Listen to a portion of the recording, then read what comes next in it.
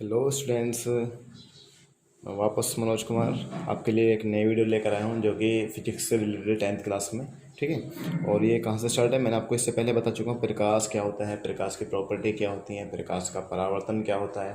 ठीक है, और प्रकाश के परावर्तन के नियम मैं आपको बता चुका हूँ। और इसके बाद में मैं आपको बता चुका हूँ प्रतिबिंब के बारे में, कितने तरह के प्रतिबिंब होते हैं ये मैं आपको बता चुका हूँ। और मैं आपको बता चुका हूँ दर्पण के बारे में बता चुका हूँ, दर्पण कितने प्रकार के होते हैं ये आपको बता चुका हूँ। ठीक है, अब हम थोड़ा सा स्टडी करने वाले हैं दर्पण के बारे में। मैंने आपको समतल दर्पण के बारे में बता चुका हूँ, अब बताऊँगा आपको गोलीय दर्पण के बारे में। ठीक है, तो गोलीय दर्पण द्वारा प्रतिबिंब का बनना हम सीखते हैं। ठीक है, दो तरह के गोलीय दर्पण होते हैं, उत्तल और अवतल दर्पण। ठीक है, इससे संबंधित मैं आपको परिभाषा में पिछली वीडियो में देख चुका हूँ। जिसे नहीं देखे वो पिछली भी वीडियो जाके देखें और वहाँ पे आपको पूरा पूरा चैप्टर आपको मिल जाएगा। ठीक है, तो अब हम सीखने वाले हैं आज गोलीय दर्पण द्वारा प्रतिबिंब का बनना। ठीक है, तो इसमें हम दो तरह के गोलीय दर्पण होते हैं, अवतल दर्पण और उत्तल दर्पण। तो हम सीखेंगे अवतल दर्पण द्वारा प्रतिबिंब का बनना। ठीक है, इसमें फर्स्ट कंडीशन जब वस्तु कहाँ पर हो, अनंत पर हो। तो मैं फिर रिपीट कर रहा हूँ, अनंत पर वस्तु हो, यानी अनंत पर वस्तु क्या होगी, इनफाइनाइट डिस्टेंस, यानी जिसका हमें पता ना हो। हम इसमें एग्जाम्पल मिल सकते हैं तारे।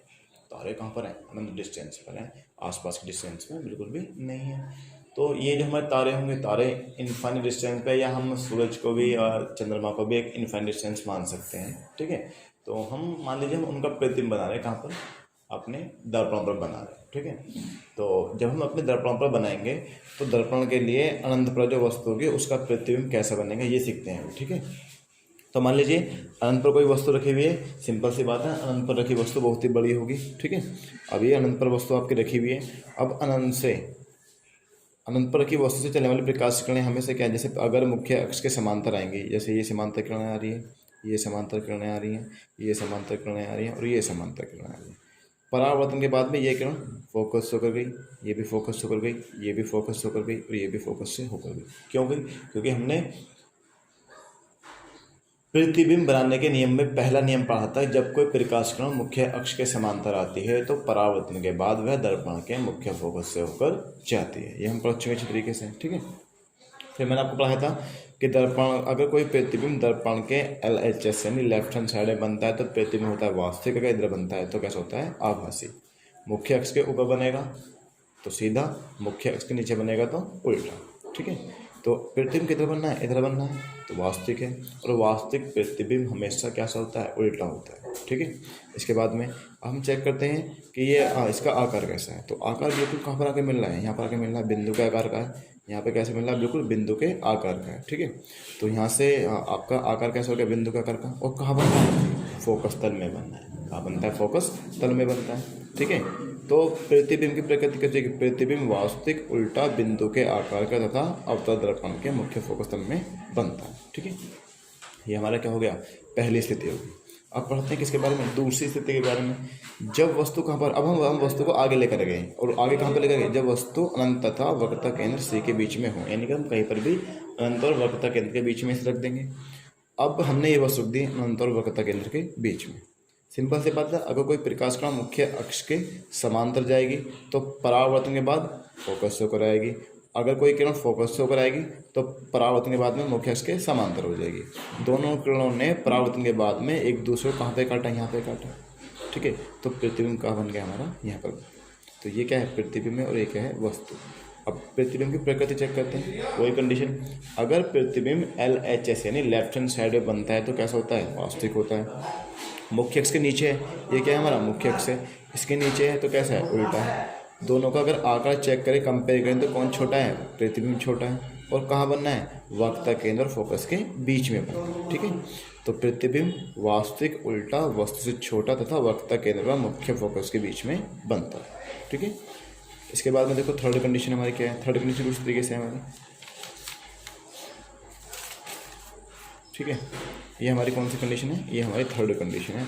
और थर्ड कंडीशन क्या है, जब हमारी, जब प्रतिबिंब कहाँ पर हो, जब प्रतिबिंब हमारा वक्रता केंद्र पर हो, जब वस्तु कहाँ पर हो, जब वस्तु वक्रता केंद्र पर हो। यानी इस बार वस्तु को हम थोड़ा सा आगे लेकर आ गए, और कहाँ लेकर आ गए, वक्रता केंद्र पर लेकर आ गए। समांतर गई तो फोकस होकर आएगी, फोकस हो गई तो समांतर होकर जाएगी। जब आप इन डायग्रामों को प्रकार पेंसिल और पैमाने की सहायता से साफ साफ बनाओगे तो ये दोनों किरणें एक दूसरे को बिल्कुल वक्रता केंद्र के नीचे काटती हैं यहाँ पर आके। ठीक है। तो प्रतिबिंब कहाँ बनेगा, बिल्कुल यहीं बनेगा। और अगर हम आप इसे बना के देखोगे तो इसका आकार भी कैसा आएगा, बिल्कुल बराबर आएगा।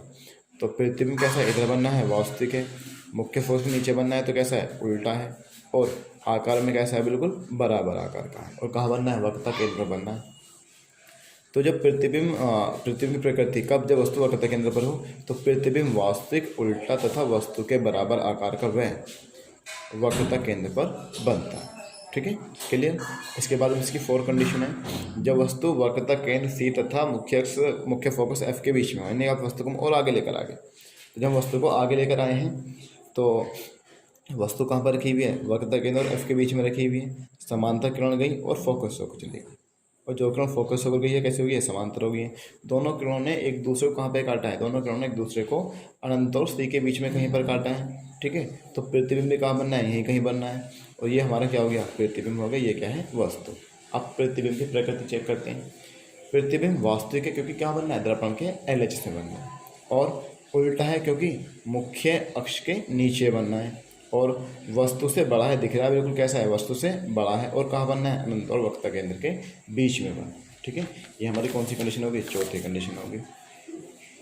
अब 5वीं कंडीशन, जब वस्तु मुख्य फोकस F पर हो, जब वस्तु मुख्य फोकस कहाँ पर हो, F पर हो। सिंपल सी बात है। तो जब वस्तु मुख्य फोकस F पर होगी तो क्या होगा कि समांतर किरण जाएगी तो फोकस होकर आएगी, और जो किरण वक्रता केंद्र से होकर जाएगी वो जैसे गई थी वैसे ही वैसे वापस लौट जाएगी। जब आप इसे पेंसिल से बनाओगे तो आपको लगेगा कि ये किरण जो है परावर्तन के बाद में एक दूसरे के समांतर होगी। कैसी होगी, समांतर किरण होगी। और जब ये किरण एक दूसरे के समांतर होंगी, आपको दिखाई दे रहा है यहाँ पे, ये किरण कैसे एक दूसरे के समांतर किरण है। और आपने देखा होगा समांतर किरणें जो है कभी कटती नहीं है, लेकिन हम इनफाइनाइट डिस्टेंस से मान सकते हैं कि वो कहीं ना कहीं तो कटी हैं। ठीक है, इसका मतलब हम कैसे मेजर करेंगे, ये कहाँ पर कट रही हैं, ये कहीं अनंत पर जाकर कट रही हैं। ठीक है, तो इसलिए प्रतिबिंब कहाँ बनना है, अनंत पर बनेगा। और जब कोई प्रतिबिंब अनंत पर बनेगा तो कैसा होगा, बहुत ही बड़ा प्रतिबिंब होगा। ठीक है, तो सिंपल सी बात है। प्रतिबिंब की प्रकृति क्या होगी, जब प्रतिबिंब वास्तविक हो, सिंपल सी वास्तविक है, मुख्य अक्ष से नीचे बनना है तो उल्टा है, आकार में बहुत बड़ा है, तथा कहाँ बनना है, अनंत पर बनता है। ठीक है, फिर आपकी 6 कंडीशन है, लास्ट कंडीशन। इसमें 6 कंडीशन आपकी, जब वस्तु कहाँ पर हो, जब वस्तु मुख्य फोकस और ध्रुव के बीच में हो। बड़ी इंपॉर्टेंट कंडीशन है, एग्जाम में कभी कभी पूछ लेता है वो, और बड़ी आसान है। जब वस्तु फोकस और ध्रुव के बीच में हो, तो ये वस्तु रखी हुई है हमारी। अब ये वस्तु जब रखी हुई है तो किरण कैसे गई, समांतर गई और फोकस से होकर आ गई। जो किरण वक्रता केंद्र से गई वो ऐसी वापस लौट गई। अब आप देख रहे हो कि ये किरण जो है लगातार एक दूसरे दूर हट रही है, और जो चीज़ें एक दूसरे दूर हटती हैं तो हम ये कह सकते हैं, बिल्कुल ये मान सकते हैं कि आगे जाके वो कहीं पर भी नहीं मिलेंगी, अंत पर भी जाकर नहीं मिलेंगी, क्योंकि दूर हट रही हैं वो। समांतर हो तो मेजर कर सकते हैं, या मिलती भी आ रही हो तो भी मेजर कर सकते हैं, लेकिन अगर दूर हटेंगी तो ये तो कंडीशन कन्फर्म है कि वो कभी भी एक दूसरे को नहीं मिलेंगे। लेकिन दर्पण के दूसरी तरफ आपको दिख रहा है कि ऐसा लग रहा है किसी बिंदु से आ रही है, किसी बिंदु से क्या आ रही हैं, तो प्रतिबिंब कहाँ बनेगा हमारा, यहीं पर बनेगा। ठीक है, तो ये हमारा क्या बन गया, प्रतिबिंब बन गया। अब प्रतिबिंब की प्रकृति चेक करते हैं। प्रतिबिंब कैसा है, आभासी है, क्योंकि कहाँ बनना है, RHS में बनना है। कहाँ बनना है, सीधा आपकी तरफ बनना है। दूसरी कंडीशन, प्रतिबिंब वास्तविक है या सीधा, सॉरी उल्टा है सीधा, तो मुख्य अक्ष के ऊपर बनना है तो कैसा है, सीधा है। आकार में वस्तु से बहुत बड़ा है, मतलब बड़ा है आकार में वस्तु, कैसा है, बड़ा है, तथा दर्पण के पीछे बनता है। ठीक है, तो ये कंडीशन इसलिए भी इंपॉर्टेंट है, कभी कभी क्वेश्चन पूछ लेता है कि अवतल दर्पण के लिए वो स्थिति पता है जिसके लिए प्रतिबिंब आभासी और सीधा प्राप्त होता है। तो वस्तु कहाँ पर रखी होती है, फोकस और ध्रुव के बीच में, क्योंकि केवल अवतल दर्पण में यही एक ऐसी लास्ट कंडीशन है जिसके लिए प्रतिबिंब कैसे बनता है, हमारा आभासी बनता है और सीधा बनता है। बाकी इससे पहले जो हमने 5 कंडीशन पढ़े थे उसमें कैसे बना है, उल्टा बना है और वास्तविक। ठीक है, क्लियर। इसके बाद देखो, फिर हमारा सेकंड पे है उत्तल दर्पण द्वारा प्रतिबिंब बनना। इसके लिए केवल 2 ही कंडीशन होती है, एक वस्तु कहाँ पर हो, अनंत पर हो, और एक वस्तु कहाँ पर हो, अनंत और ध्रुव के बीच में। ठीक है, तो हमारी पहली कंडीशन है, जब वस्तु कहाँ पर हो, अनंत पर हो। तो जब वस्तु अनंत पर होती है तो देखिए समांतर किरणें आएगी, चूँकि अब इधर तो जाएगी नहीं फोकस के ऊपर, क्योंकि यहाँ पे क्या है, पॉलिश है, तो हमें कैसे लगेगा, ये फोकस से जैसे आ रही है। तो आपको बिल्कुल यहाँ पे दिख रहा होगा, अगर मैं इस किरण को इस ढक दूँ तो लग रहा है कि ये कहाँ से आ रही है, फोकस से आ रही है। ऐसी एक कंडीशन कहाँ से आ रही है, फोकस से आ रही है। ठीक है, तो इसलिए प्रतिबिंब कहाँ बनेगा, फोकस पर बनेगा। कहाँ बनेगा, फोकस पर। ठीक है। तो अवतल और उत्तल लेंस के लिए दोनों के लिए दर्पण के दोनों कंडीशन बढ़िया है कि अगर वस्तु आपके अनंत पर रखी हुई है तो उसका प्रतिबिंब हमेशा कहाँ बनता है, फोकस पर बनता है, ठीक है। क्लियर है। बिंदु के आकार का बनेगा, इधर बनना है तो कैसा है, आभासी है, और आभासी प्रतिबिंब हमेशा सीधा होता है। तो प्रतिबिंब की प्रकृति, प्रतिबिंब आभासी सीधा व बिंदु के आकार तथा दर्पण के पीछे मुख्य फोकस पर बनता है। एक उसके लिए उत्तल दर्पण, उत्तल दर्पण के लिए जब वस्तु अनंत तथा ध्रुव के बीच में होती है, ठीक है, तो इस बार जो ऑब्जेक्ट कहाँ लाई कर रहा है, इन्फाइनाइट और पोल के बीच में नहीं, अनंत और ध्रुव के बीच में वो लाई करता है। ये हमारा क्या हो गया, वस्तु हो गई, समांतर गई तो फोकस तो आ रही है, और जो किरण कहाँ से गई, प्रकाशीय केंद्र से गई, और जैसे गई थी वैसे ही वापस लौट आई। तो दोनों किरणें कहाँ पे कट कर रही हैं, यहाँ पे कट कर रही है, ठीक है। आपको दिखाई दे रहा होगा कहाँ पे कट कर रही है, यहाँ पे कट कर रही है। अब थोड़ा सा झुक के देख सकते हो अपनी वीडियो में, तो ये यहाँ पे कट कर रही है, तो प्रतिबिंब हमारा यहाँ पे बन गया, ठीक है। और प्रतिबिंब ये हमारा ये वाला प्रतिबिंब, ठीक है। क्लियर। ये वस्तु है, ये प्रतिबिंब है, आकार में छोटा है, सिंपल सी बात है, आकार में कैसा है, छोटा है। तो प्रतिबिंब की प्रकृति क्या होगी, प्रतिबिंब आभासी सीधा वस्तु से छोटा तथा दर्पण के पीछे मुख्य फोकस व ध्रुव पर के बीच में बनता है। तो उत्तल दर्पण की एक बड़ी बढ़िया प्रॉपर्टी होती है कि उत्तल दर्पण हमेशा सीधा प्रतिबिंब बनाएगा, आभासी बनाएगा, और हमेशा वस्तु से छोटा बनाएगा, कभी भी वस्तु से बड़ा प्रतिबिंब वो नहीं बनाएगा। लेकिन अवतल दर्पण अगर आभासी प्रतिबिंब बनाता है तो वो हमेशा वस्तु से बड़ा बनाएगा, वस्तु से हमेशा बड़ा बनाएगा, ठीक है। ये हमने पढ़ लिया दर्पण की सारी स्थिति पढ़ लेने कि प्रतिबिंब हमारा कैसे कैसे बनेगा, किस स्थिति में कैसे कैसे बनेगा, ठीक है। ये आपको आपके एनसीईआरटी बुक में टेबल के रूप में दी हुई है, अगर आप चाहें तो वहाँ से पढ़ सकते हैं, ठीक है। अच्छा, इसके बाद में हम स्टडी करने वाले किसके बारे में, दर्पण सूत्र। बड़ा इंपॉर्टेंट चीज़ है क्योंकि न्यूमेरिकल आता है, जरूर 100% न्यूमेरिकल इसके ऊपर आता है, या तो लेंस के लिए या दर्पण के लिए न्यूमेरिकल जरूर आता है, तो इंपॉर्टेंट फॉर्मूला है, ठीक है। तो दर्पण सूत्र होता क्या है, 1/f बराबर 1/v प्लस 1/u, ठीक है। एफ किसे कहते हैं एफ कहते हैं दर्पण की फोकस दूरी को, वी किसे कहते हैं, प्रतिबिंब की दूरी को, इसको कहेंगे प्रतिबिंब की दूरी को कहते हैं, ठीक है। और यू किसे कहते हैं, हम वस्तु की दूरी को कहते हैं, ठीक है। इसमें कुछ इंपॉर्टेंट पॉइंट हमें याद रखने हैं। अवतल दर्पण की फोकस दूरी हमेशा ऋणात्मक होती है, यानी माइनस की होती है, जबकि उत्तल दर्पण की फोकस दूरी हमेशा धनात्मक होती है। चित्र समझ सकते हैं कि ये किधर बनना है, हमारा फोकस इधर होता है, यानी LHS में होता है, तो निर्देशांक ज्यामिति में इधर की दूरी कैसे होती है, माइनस की होती है, ठीक है। और उत्तल दर्पण में फोकस किधर बनता है, इधर बनता है, और निर्देशांक ज्यामिति में जो हमें x y x पढ़ते हैं तो उसमें इधर की दूरी कैसी होती है, प्लस की होती है, ठीक है। तो इसलिए अवतल दर्पण की फोकस दूरी धनात्मक होती है, माइनस की होती है, तथा उत्तल दर्पण की फोकस दूरी धनात्मक और प्लस की होती है, ठीक है। अच्छा, हम दर्पण में जितनी भी दूरियां मेजर करेंगे, मापेंगे, वो हमेशा कहाँ से मापेंगे, ध्रुव से मापी जाती है, ठीक है। अच्छा, इसके बाद में यदि प्रतिबिंब आभासी हो तो प्रतिबिंब की दूरी कैसी होती है, धनात्मक होती है, यानी v का मान किस में आएगा, प्लस में आएगा। और अगर प्रतिबिंब आपका कैसा हो, वास्तविक हो, तो प्रतिबिंब की दूरी किस में आएगी, नेगेटिव आएगी, यानी माइनस की आती है, ठीक है। क्लियर। इसके बाद में नेक्स्ट है आपका, वस्तु की दूरी को हमेशा LHS या ऋणात्मक ही लेते हैं, मानते नहीं, वस्तु को हमेशा कहाँ रखेंगे, अपने लेफ्ट हैंड साइड में ही रखते हैं उसे, ठीक है। हम RHS में रख सकते हैं, ना कोई प्रॉब्लम नहीं है, लेकिन हम हमेशा मेजर किस में कहते हैं, LHS में करते हैं, ठीक है। इसके बाद में फिर आपका नेक्स्ट टॉपिक है, ये भी बड़ा इंपॉर्टेंट टॉपिक है, रेखीय आवर्धन, बहुत ही इंपॉर्टेंट टॉपिक है ये, लीनियर मैग्नीफिकेशन, ठीक है। ये होता क्या है, सिंपल सी परिभाषा, बहुत छोटी सी परिभाषा है इसकी, प्रतिबिंब की लंबाई और वस्तु की लंबाई, प्रतिबिंब की लंबाई तथा वस्तु की लंबाई के अनुपात को रेखीय आवर्धन कहते हैं, इसे m से दिखाते हैं, ठीक है। m बराबर I अपॉन, फॉर्मूला याद है तो लेफ्ट में बन जाएगी, I बराबर क्या होता है, इमेज, O बराबर ऑब्जेक्ट, इमेज मतलब प्रतिबिंब की लंबाई, ऑब्जेक्ट मतलब वस्तु की लंबाई।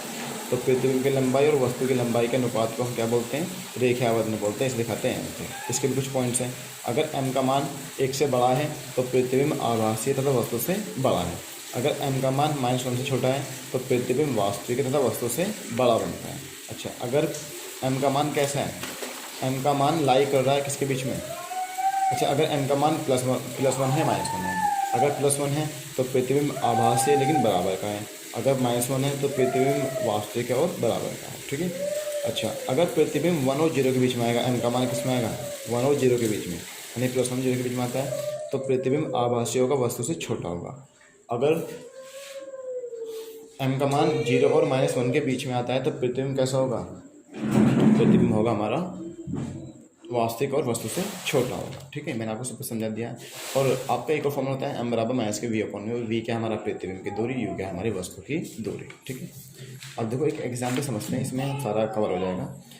15 सेंटीमीटर फोकस दूरी वाले अवतल दर्पण के सामने 30 सेंटीमीटर की दूरी पर 2 सेंटीमीटर लंबाई की एक वस्तु रखी है, तो बनने वाले प्रतिबिंब की स्थिति ज्ञात कीजिए। बनने वाले प्रतिबिंब की आप स्थिति ज्ञात करेंगे, बड़ा आसान है, हार्ड भी कुछ नहीं है, हल्का सा भी हार्ड नहीं है अगर आप ध्यान समझोगे।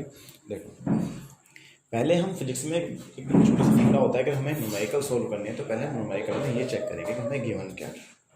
ठीक है, उसको लिख लेंगे और फिर लिखेंगे हमें फाइंड क्या करना है। ठीक है, देखो हमें गिवन क्या था, दर्पण कौन सा है आपका, तो आपको दर्पण हम लोग का गिवन था फोकस दूरी कितनी है, एफ बराबर 15 सेंटीमीटर। चूँकि अपर दर्पण तो कैसे लेंगे, माइनस में लेंगे। यू कितना है, 30 सेंटीमीटर है, कितना है 30 सेंटीमीटर, तो यू का मान भी हमेशा किस में होता है, माइनस में होता है, तो माइनस के 30 सेंटीमीटर। ठीक है, और 2 सेंटीमीटर लंबाई की एक वस्तु, यानी किसका मान हो गया, ये ओ का मान हो गया। ओ बराबर कितना हो गया, 2 सेंटीमीटर, ये हमें गिवन है। अब हमें प्रतिबिंब की स्थिति फाइंड करनी है। प्रतिबिंब की स्थिति का मतलब होता है कि हमें किसका मान निकालना है, वी का मान निकालना है।